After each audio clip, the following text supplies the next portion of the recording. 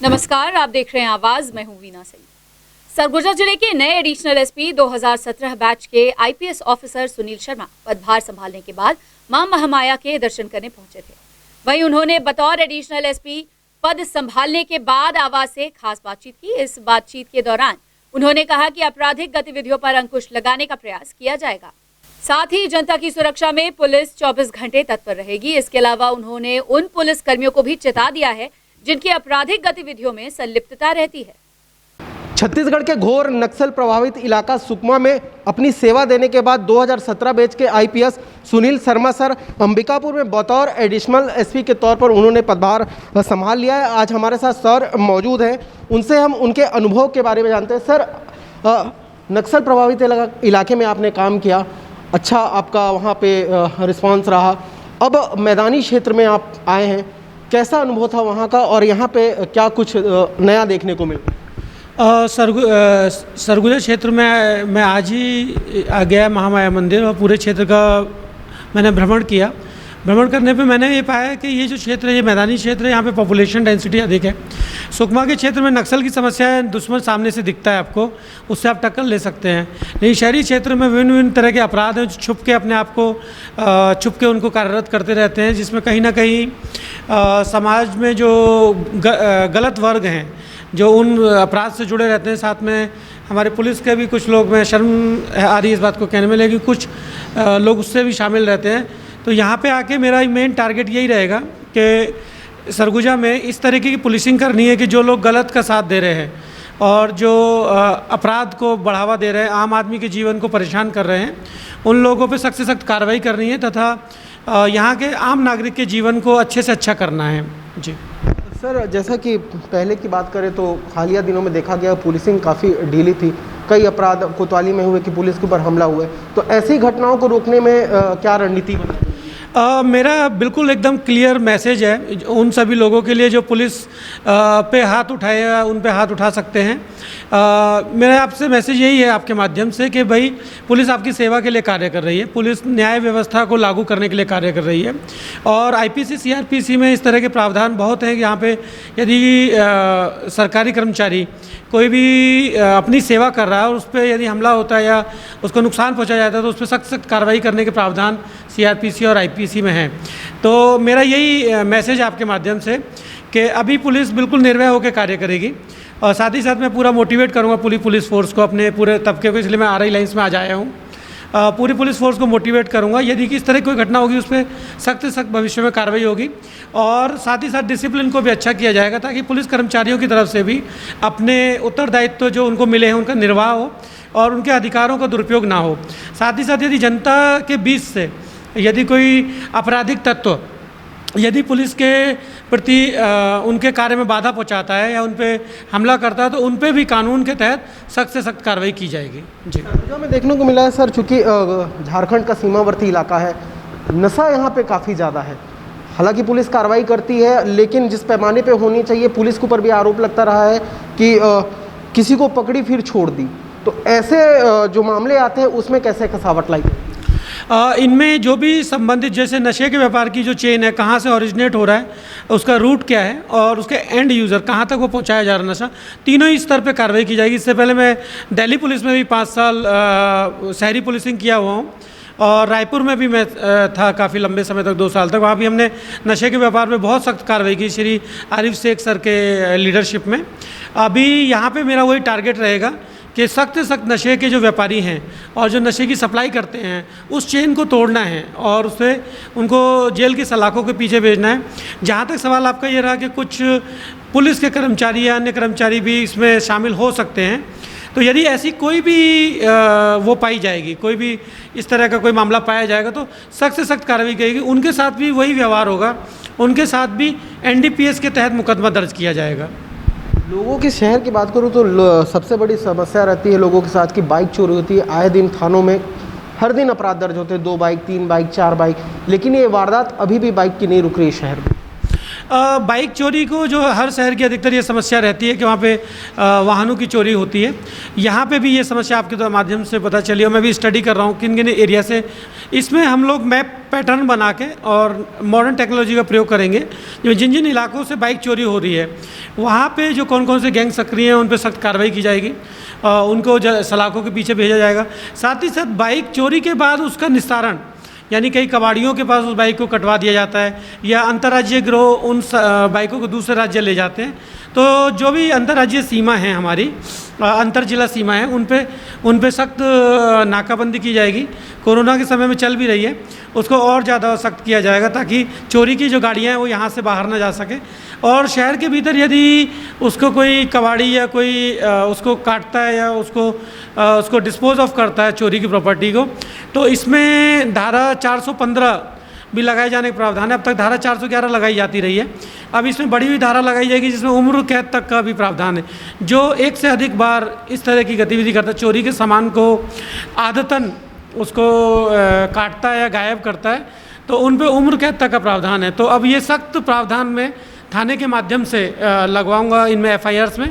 अब धारा 411 नहीं, जब भी एक से अधिक बार यदि किसी व्यक्ति ने इस तरीके के चोरी के सामान खरीदा होगा या उसको डिस्पोज ऑफ किया होगा तो उसमें बड़ी हुई धारा लगाई जाएगी ताकि उनको कानून से और सख्त सज़ा मिले। आखिरी सवाल सर, विभाग में कसावट लाना क्या ज़रूरी है?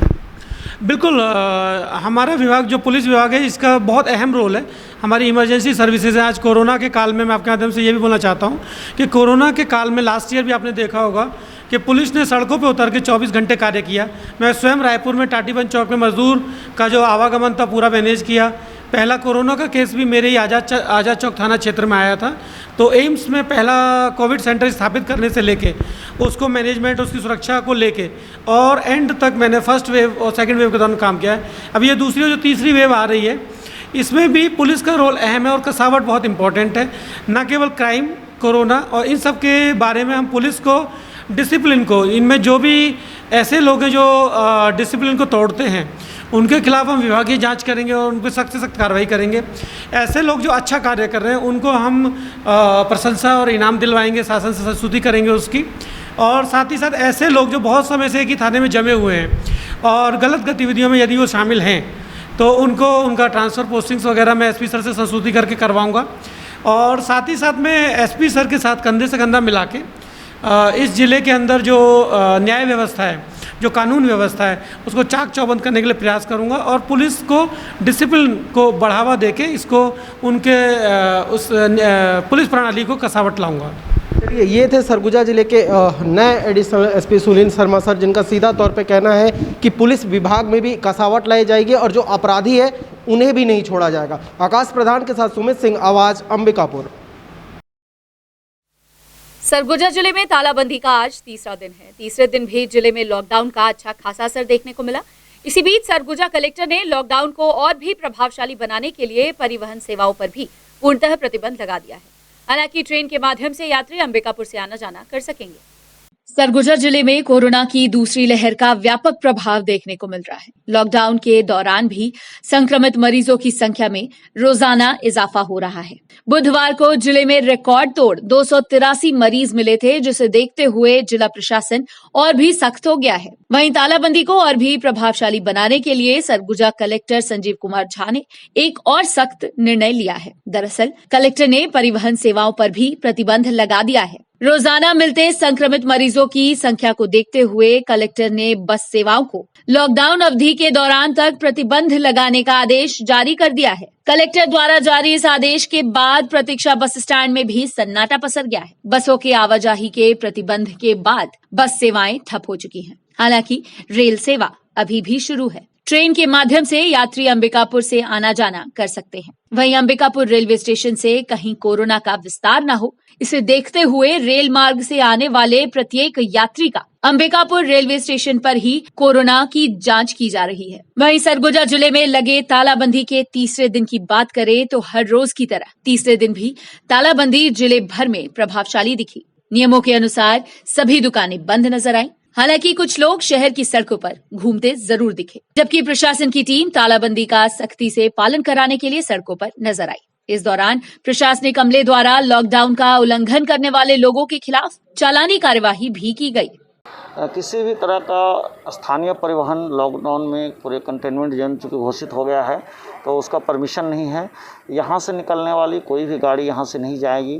केवल जो ट्रेन जो बाहर से आ रही है उसमें पैसेंजर आएंगे और चेकिंग होने के बाद उनका जो टेस्ट होने के बाद जो हम लोगों ने अपना प्रोटोकॉल बनाया है उसके हिसाब से उसका निराकरण होगा। लेकिन न तो कोई लोकल परिवहन होगा और न ही यहाँ से कोई बस या बाकी गाड़ी जाएगी बाहर के लिए। जैसे बाहर से कोई गाड़ी आ रही है, अक्रॉस द डिस्ट्रिक्ट जा रही है, तो वो गुड्स की हो, सर्विसेज की हो या पैसेंजर की हो, यदि कोई ऐसे आ रही है हमारे यहाँ से और वो आपको मनेंद्रगढ़ होते हुए एमपी जा रही है ऐसी गाड़ी, तो उसको यहाँ पर रोका नहीं जाएगा, लेकिन उसमें से कोई पैसेंजर फिर यहाँ नहीं उतरेंगे। कोविड संक्रमण के बीच अंबिकापुर में एक दुखद घटना सामने आई है। हॉली क्रॉस स्कूल में पदस्थ शिक्षिका जुलियाना एका की कोरोना की वजह से मौत हो गई है।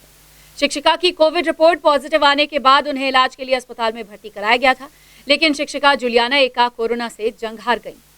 गौरतलब है कि कोरोना काल में स्कूल प्रबंधन द्वारा प्री बोर्ड परीक्षा का आयोजन किया गया था। इस दौरान शिक्षिका जुलियाना एका कोरोना से संक्रमित पाई गई थी। बताया ये भी जा रहा है कि कोरोना काल में ड्यूटी के दौरान हॉली क्रॉस स्कूल के कई शिक्षक कोरोना से संक्रमित पाए गए थे। इन्हीं संक्रमित शिक्षकों में एक शिक्षिका जुलियाना एका भी थी। खबरों का सिलसिला जारी रहेगा। लौटते एक छोटे से ब्रेक के बाद।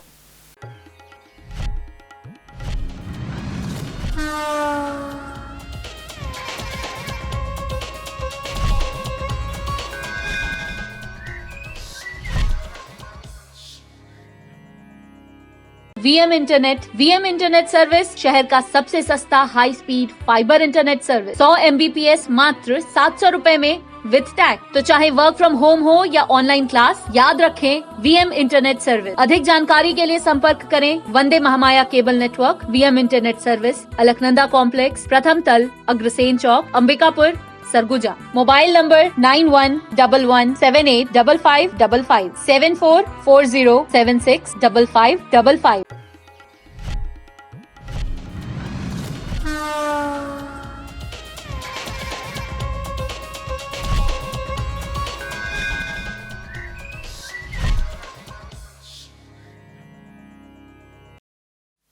ब्रेक के बाद आपका स्वागत है। बढ़ते हैं अगली खबर की ओर। कोविड-19 के इलाज के लिए बहुमूल्य इंजेक्शन रेमडेसिविर की कमी न पड़े, इसके लिए सरगुजा कलेक्टर ने मास्टर प्लान बनाया है। इस वैक्सीन की कालाबाजारी एवं जमाखोरी रोकने सहित संक्रमित मरीजों को यह इंजेक्शन सीधे उपलब्ध हो सके, इसे ध्यान में रखकर कलेक्टर संजीव कुमार झा ने एक विशेष टीम का गठन किया है। सरगुजा जिले में बढ़ते कोरोना संक्रमण के बीच अस्पतालों में बेड की कमी भी होने लगी है। इसका अंदाजा इस बात से लगाया जा सकता है कि रोजाना संक्रमित मरीजों की संख्या में इजाफा हो रहा है, जिस वजह से स्वास्थ्य विभाग की चिंता भी बढ़ गई है। इसी बीच स्वास्थ्य विभाग के सामने एक और बड़ी समस्या खड़ी हो गई है। दरअसल कोरोना के इलाज में प्रभावशाली माने जाने वाले एंटीवायरल वैक्सीन रेमडेसिविर की मांग भी बढ़ गई है, जिस वजह से इस वैक्सीन की कालाबाजारी और जमाखोरी भी शुरू होने लगी है। वहीं दूसरी ओर सरगुजा जिले में भी रेमडेसिविर वैक्सीन की कमी होने की खबर सामने आई है। कोरोना से युद्ध में जुटे सरगुजा कलेक्टर संजीव कुमार झा ने इस मामले को संज्ञान में लिया है। उन्होंने साफ कर दिया है कि रेमडेसिविर इंजेक्शन पर्याप्त मात्रा में उपलब्ध है। वहीं इस बहुमूल्य दवा की जमाखोरी और कालाबाजारी न हो सके, कलेक्टर ने 3 सदस्यीय टीम का गठन किया है। यह टीम छापामार की कार्यवाही करते हुए जमाखोरी और कालाबाजारी पर भी नजर रखेगी। साथ ही जिले के 5 निजी अस्पताल सहित मेडिकल कॉलेज अस्पताल में कोरोना का उपचार कराने पहुंचने वाले मरीजों को आवश्यकता अनुसार रेमडेसिविर इंजेक्शन सीधे उपलब्ध कराया जाएगा। इसके अलावा कलेक्टर द्वारा नियुक्त किए गए नोडल अधिकारी निजी अस्पताल में भी नजर रखेंगे।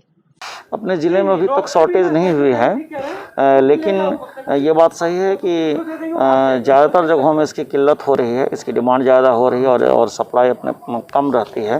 तो हम लोगों ने ये किया है कि इसका जुडिशियस यूज हो और हमारे पास जो भी रेमडेसिविर के स्टॉक रहें वो हमारे नियंत्रण में रहें, और जिस किसी को भी रेमडेसिविर इंजेक्शन की आवश्यकता है, प्राइवेट हॉस्पिटल हो या सरकारी हॉस्पिटल हो, तो हमारे 3 डॉक्टरों की एक कमेटी है जिसके जो हेड हैं वो हमारे मेडिकल कॉलेज के जो कोविड केयर हैं उसके नोडल ऑफिसर डॉक्टर रोशन हैं। उनके अध्यक्षता में 3 डॉक्टरों की कमेटी है। तो जिस किसी हॉस्पिटल को या मेडिकल फैसिलिटी को रेमडेसिविर की आवश्यकता है वो इनको बताएंगे और ये फिर पेशेंट के लिए पर्टिकुलर केस में उसको रेमडेसिविर उपलब्ध करवाएंगे। किसी भी हॉस्पिटल के पास एडवांस स्टॉकिंग या होल्डिंग करने की अनुमति नहीं दी जाएगी। हमारे ज़िले में अभी मेडिकल कॉलेज हॉस्पिटल के अलावा 5 प्राइवेट हॉस्पिटल्स हैं जहां पर आईसीयू की फैसिलिटी में क्रिटिकल कंडीशन में पेशेंट्स को रखा जाता है। उनको इलाज में सुविधा हो इसके लिए हमने सभी जगह एक एक अपने अधिकारी को लगाया है। 5 अधिकारियों को हमने 5 हॉस्पिटल के लिए लगाया है जो वहाँ पर इलाजरत मरीजों से कोऑर्डिनेट करेंगे। उनको यदि फिर मेडिकल कॉलेज में लाना है तो उनको ट्रांसपोर्टिंग के लिए कोऑर्डिनेट करेंगे और जिला प्रशासन से और मेडिकल कॉलेज से समन्वय भी बनाएंगे। सरगुजा जिले में कोरोना की दूसरी लहर का व्यापक असर देखने को मिल रहा है। जिले में रोजाना संक्रमित मरीजों की संख्या में इजाफा हो रहा है। वहीं इस आपदा से निपटने के लिए प्रदेश के स्वास्थ्य मंत्री टीएस सिंहदेव की पहल पर मेडिकल कॉलेज अस्पताल के नागपुरिया वार्ड में 200 बेड का सुविधा युक्त अस्पताल तैयार किया जा रहा है। छत्तीसगढ़ के स्वास्थ्य मंत्री और अंबिकापुर विधायक टीएस सिंहदेव सरगुजा में बढ़ते कोरोना संक्रमण को लेकर काफी गंभीर है। इस आपदा से निपटने के लिए मंत्री सिंहदेव ने जिले में स्वास्थ्य सुविधा बढ़ाने का निर्देश दिया है ताकि कोविड-19 के इस दूसरे दौर में जिले वासियों को स्वास्थ्य सुविधा संबंधित किसी भी प्रकार की परेशानी का सामना न करना पड़े। मंत्री टीएस सिंहदेव की पहल पर अंबिकापुर मेडिकल कॉलेज अस्पताल के नागपुरिया वार्ड में 200 बिस्तर का अस्पताल तैयार किया जा रहा है। यह नई स्वास्थ्य सुविधा लगभग 1 सप्ताह के अंदर बनकर तैयार हो जाएगी। इस नई व्यवस्था के तहत लगभग 80 से 100 बेड आईसीयू के रूप में तैयार किए जाएंगे ताकि आने वाले दिनों में विपरीत परिस्थितियां भी उत्पन्न होती हैं तो तैयारियां पहले से पूरी रहेंगी। वहीं स्वास्थ्य मंत्री के निर्देश के बाद 200 बेड की सुविधा युक्त अस्पताल का कार्य तेज गति से चल रहा है। गौरतलब है कि सरगुजा जिले में कोविड-19 की दूसरी लहर को हावी होता देख स्वास्थ्य मंत्री ने यह फैसला लिया है कि आने वाले दिनों में इस महामारी से निपटने के लिए पहले से स्वास्थ्य विभाग तैयार रहे और जिले वासियों को स्वास्थ्य सुविधा आसानी से उपलब्ध हो सके। माननीय स्वास्थ्य मंत्री जी के पहल पे 1 सप्ताह के भीतर ये 200 बेड के अस्पताल को कंप्लीट करना है, क्योंकि उधर अब 80 से 100 बेड आईसीयू में चले जाएंगे। आईसीयू के लिए काम चलेगा और माननीय मंत्री जी चाहते हैं कि यदि कोई विपरीत से विपरीत परिस्थिति भी हो तो उसके लिए हम तैयार हों। शहरवासियों को चिंता करने की बात नहीं है, वो बहुत त्वरित गति से इस काम को करा रहे हैं कि मेडिकल कॉलेज परिसर में यदि हम 100-200 बेड का और निर्माण कर लेते हैं तो बहुत अच्छी सुविधा हम लोग दे पाएंगे कोविड पेशेंटों को। प्रदेश सरकार विकास के लाख दावे करे, लेकिन आज भी कई ऐसे गांव हैं जहां ग्रामीण शुद्ध पेयजल की समस्या से जूझ रहे हैं। हम बात कर रहे हैं सरगुजा जिला मुख्यालय से महज 15 किलोमीटर दूर बसे मुड़ेसा गांव की, जहां आज भी ग्रामीण ढोड़ी का दूषित पानी पीने को मजबूर है। यही नहीं, दूषित पानी के लिए भी ग्रामीणों को लंबा सफर तय करना पड़ता है। ये नजारा है सरगुजा जिला मुख्यालय से महज 15 किलोमीटर दूर मुड़ेसा ग्राम पंचायत के आश्रित ग्राम कृष्णापुर का। यहाँ के ग्रामीण आज भी मूलभूत सुविधाओं से कोसों दूर हैं। इस आश्रित ग्राम में बसे ग्रामीण आज भी शुद्ध पेयजल के लिए तरस रहे हैं। ग्रामीण ढोड़ी का दूषित पानी पीकर अपनी प्यास बुझाने को मजबूर हैं, जबकि गांव में पक्की सड़क तक नहीं है। इतना ही नहीं, लो वोल्टेज की समस्या भी गांव में बनी हुई है। 2000 की आबादी वाला ये गांव आज भी बुनियादी सुविधाओं के लिए बाट जोड़ रहा है। हालांकि ग्रामीणों की समस्या को देखते हुए गांव में हैंडपंप लगाया गया, लेकिन हैंडपंप से भी पानी नहीं निकला। मजबूरन ग्रामीण कतार में खड़े होकर इस भरी गर्मी में ढोड़ी का दूषित पानी उपयोग करने को मजबूर है। पानी ले कहाँ कितना दूर जाता है? क्या दिक्कत होल? नगद दूर है। तो तोर गांव में हैंडपंप उनपंप नहीं है? नहीं है, तबे तो जात तो शुरुए तो होगी से तबे तो पीथन गर्मी रही तब वो पीथन, ठंडा रही तब वो पीथन पानी। कहाँ के पानी लती था? ढोड़ी कला काहे बर? तो पानी नहीं आई तो काला पीबो। सरपंच सचू हमारे गाँव कर अपन अपन दूरा में लेच के लगाते हैं तो का के कहब इतने पपलित लग देखबे नहीं करे। नगद परेशानी होला दे जाती हो जग ढोड़ी में पानी ले खेतवाही में और हमारे घर रहे हाथ दे हो जा कहे तो रहते बनवाबो कहीं तो नहीं होए, वोट देगी लेगा ऐसे कहीं। यहाँ दिक्कत पानी, लाइट और रोड का है।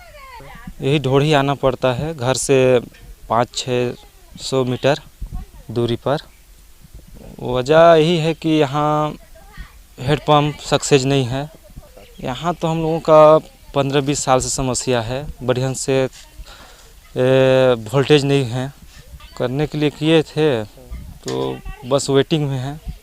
यहाँ लाइट बहुत कम है, मतलब वोल्टेज 150 से ऊपर नहीं है यहाँ का, और कहीं कहीं मोहल्ला में 100 से है। सरपंच सचिव से तो अब बात हुआ था कि सुधरने वाला है कि अब पता नहीं कब सुधरेगा उसका नहीं। बस से गांव में पानी का ही बहुत समस्या है, पानी, लाइट, रोड। हम लोग ढोरी से पानी भरते हैं, बहुत दूर से आते हैं ढोरी में पानी लेने, और सरपंच सचिव से भी बोलते हैं पर वो बात नहीं सुनते हैं। पानी का परेशानी है, रोड का भी परेशानी है, लाइट का भी परेशानी है, बहुत ही ज़्यादा परेशानी है। सड़क तो पूरा वो ख़त्म है, बनवाते ही नहीं है। बिजली डिम सा तो रहता है। तो समस्या तो अभी पानी के लिए है, बस 2-3 जगह। कहाँ? एक हो गया आपका मुड़ा पारा, एक हो गया कोन्हा पारा, और एक कृष्णापुर। तो देखिए अभी तक तो समस्या 2 ही चीज़ है। एक आंगनबाड़ी का हो गया अधूरा है, पेंडिंग, उसको करना है। तो बिजली बिल तो सर बिजली को कभी डिम रहता है, वोल्टेज नहीं रहता। जी वोल्टेज मतलब कम इसलिए है कि यहाँ जो ट्रांसफार्मर है ना, वो थोड़ा सा दिक्कत है, लूज है। तो 1 साल हो रहा है। 1 साल अब देखे ही तो रहे। क्या देख रहे हैं बताइए ना, क्या है? मतलब कहीं कहीं मुरमी किए हम लोग, और कहीं कहीं जो है गड्ढा है, कहीं कहीं मतलब उबड़ खाबड़ है। ग्रामीणों की समस्या यही खत्म नहीं हुई। दूषित पानी के लिए भी ग्रामीणों को करीब 2 किलोमीटर का सफर तय करना पड़ता है। ग्रामीण रोजाना 2 किलोमीटर पैदल चलकर ढोड़ी से पानी भरने जाते हैं, तब जाकर कहीं उनकी प्यास बुझती है। शुद्ध पेयजल के लिए जूझ रहे ग्रामीणों की समस्या को लेकर जब हमने सरगुजा कलेक्टर संजीव कुमार झा से सवाल किया, तो उन्होंने जल्द ग्रामीणों की समस्या को दूर करने की बात कही है। इसको हम लोग निश्चय ही, यदि बोर सफल नहीं है तो हम ये कोशिश करेंगे कि वहाँ प्रॉपर कुआं बन जाए। ग्रामीण क्षेत्र है तो मनरेगा से कुआं बन जाए, और यदि बोर सफल हो सकता है तो बोरिंग करवाएंगे। बहरहाल मुड़ेसा ग्राम पंचायत के आश्रित ग्राम कृष्णापुर में बसे ग्रामीणों की समस्याओं को हमने कलेक्टर तक पहुंचा दिया। लेकिन अब देखने वाली बात होगी कि कलेक्टर इस मामले को कब संज्ञान में लेते हैं और उनके द्वारा दिया गया आश्वासन कब पूरा होता है। अंबिकापुर से आवाज के लिए सोनू केदार की रिपोर्ट। सरगुजा जिले में कोविड-19 मरीजों की संख्या में कमी नहीं आ रही है। रोजाना 200 के आंकड़े को मरीज पार कर रहे हैं। वहीं स्वास्थ्य विभाग सैंपलिंग बढ़ाने पर भी जोर दे रहा है। रोजाना अधिकतम लोगों की सैंपलिंग की जा सके, इसे ध्यान में रखकर अंबिकापुर शहरी क्षेत्र में कोविड-19 की जांच के लिए 3 और केंद्रों की स्थापना की गई है। सरगुजा जिले में कोविड-19 की दूसरी लहर पीक पर है। रोजाना जिले में 200 से अधिक संक्रमित मरीज मिल रहे हैं, जबकि जिला स्वास्थ्य अधिकारी का कहना है कि हर दिन लगभग 2,500 से 3,000 कोरोना संदिग्ध व्यक्तियों का सैंपल लेकर कोविड-19 की जांच के लिए भेजा जा रहा है, जिस वजह से संक्रमित मरीजों की संख्या में इजाफा हो रहा है। इधर रोजाना बढ़ रहे संक्रमितों की संख्या को देखते हुए स्वास्थ्य मंत्री टीएस सिंहदेव ने सरगुजा जिले में कोविड-19 के जांच का दायरा बढ़ाने का निर्देश स्वास्थ्य विभाग को दिया है, ताकि ज्यादा से ज्यादा संक्रमित मरीजों की जांच कर उनका उपचार किया जा सके। स्वास्थ्य मंत्री के निर्देश पर स्वास्थ्य विभाग के द्वारा अंबिकापुर शहरी क्षेत्र में 3 और कोविड-19 जांच केंद्र खोले गए हैं। नए जांच केंद्रों की शुरुआत गोधनपुर, नवागढ़ एवं भगवानपुर में हुई है। वहीं अब अंबिकापुर शहर में 3 नए जांच केंद्र खुलने के बाद संख्या बढ़कर 5 हो गई है। इन 3 नए केंद्रों के अलावा मेडिकल कॉलेज अस्पताल एवं फुंदुर डिहारी स्थित सामुदायिक स्वास्थ्य केंद्र में कोविड-19 की जांच के लिए सैंपल लिया जा रहा है। वहीं एक तरफ जहां शहर में 3 नए जांच केंद्रों की स्थापना होने से सैंपलिंग का दायरा बढ़ेगा, वहीं दूसरी ओर कोविड-19 की जांच के लिए अब शहर वासियों की परेशानी भी कम होगी। माननीय मंत्री जी, स्वास्थ्य मंत्री जी आदरणीय टीएस सिंहदेव जी जब अभी भ्रमण में आए थे, उन्होंने मुझे निर्देशित किया था कि लोगों की परेशानियों को देखते हुए 3 जगह और खोला जाए। उन्होंने जगह बताई थी, एक तो नवागढ़ में, एक उधमपुर में और एक भगवानपुर में। इन जगहों पे हम लोगों ने स्कूलों में अभी चालू किया है, और इसके लिए जो व्यक्ति थे 1-1.5 महीने के लिए, 2 महीने के लिए जब भी चलेगा ये जांच, संबंधित यूपीएससी के जीवनदीप समिति से उनको रखते हुए ये 3 जगह का चालू किया गया है। नहीं, अभी हमारे पास तो रोज़ाना एवरेज 2,500 से 3,000 के बीच में जांच हो रही है। अभी ये 3 जगह और बढ़ेंगे तो शायद और बढ़ने की उम्मीद है। नहीं, देखिए, जांच कराने के लिए मरीज अपने व्यक्तिगत इससे आता है, और मैं तो ये कह रहा हूँ कि हर व्यक्ति जो कि संक्रमित है, जिसको बुखार है, खांसी है, सर्दी है, हाई रिस्क है, उसको सबसे पहला काम छोड़ के जांच कराना चाहिए। अभी मैंने देखा है कि लोग बाग रेमडेसिविर के लिए जगह जगह से ये कर रहे हैं। मैं बार बार अपील कर रहा हूँ कि जो शासन के पास उपलब्ध है उस सेवाओं को उपयोग करें, जांच कराएं। जैसे जैसे टीका के लिए है उसके लिए भी आकुल हों वो, कि हमको टीका जितनी जल्दी लगा सके आप लगाइए। तो मेरा तो ये अपील यही है कि लोग बाग टीका जल्दी से जल्दी लगा लें। वक्त है एक और छोटे से ब्रेक का, जल्द लौटते हैं।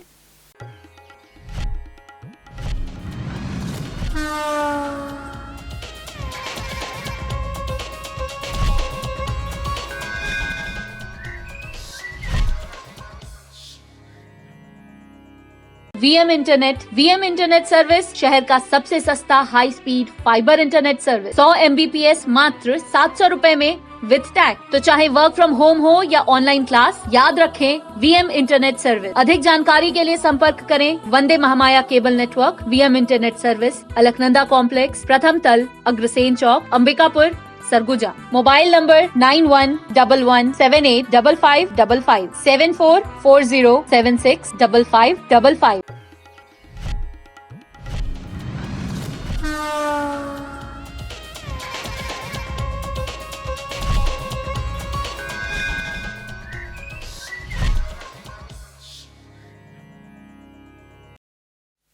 ब्रेक के बाद आपका स्वागत है।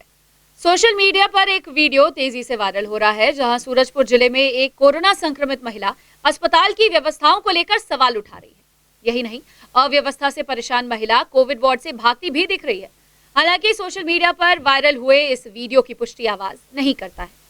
सूरजपुर जिले में एक मामला सामने आया है, जहां एक कोविड मरीज महिला का वीडियो सोशल मीडिया पर तेजी से वायरल हो रहा है, लेकिन आवाज इस वीडियो और घटना की पुष्टि नहीं करता है। दरअसल सोशल मीडिया पर वायरल हुआ यह वीडियो जिला अस्पताल का बताया जा रहा है, जहां एक कोरोना संक्रमित महिला कोविड वार्ड से निकलकर घर भागने लगी। वहीं महिला कोविड अस्पताल की व्यवस्थाओं पर सवाल उठा रही है। महिला का आरोप है कि कोरोना संक्रमित मरीजों के लिए अस्पताल प्रबंधन के द्वारा उचित व्यवस्था नहीं की गई है। वार्ड की बदहाली से सभी मरीज परेशान हैं, जबकि अस्पताल प्रबंधन महिला को समझाने में लगा हुआ है। बावजूद इसके अस्पताल की व्यवस्थाओं को लेकर महिला काफी नाराज नजर आ रही है। हम आपको एक बार फिर कह रहे हैं, आवाज इस घटना की पुष्टि नहीं करता है।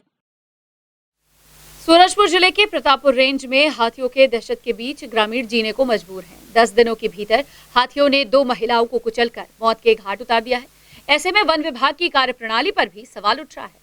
सूरजपुर जिले के हाथी प्रभावित क्षेत्र में हाथियों के आतंक से ग्रामीण परेशान हैं। एक तरफ जहां हाथी फसल को नुकसान पहुंचा रहे हैं, वहीं दूसरी ओर हाथियों के हमले से ग्रामीणों की मौत भी हो रही है। ताजा मामला ग्राम मोहनपुर का है, जहां जंगल में महुआ बीनने गई एक महिला की हाथी ने जान ले ली। जानकारी के मुताबिक मोहनपुर निवासी एक महिला जंगल में महुआ बीनने गई थी। इस दौरान उसका सामना हाथी से हो गया।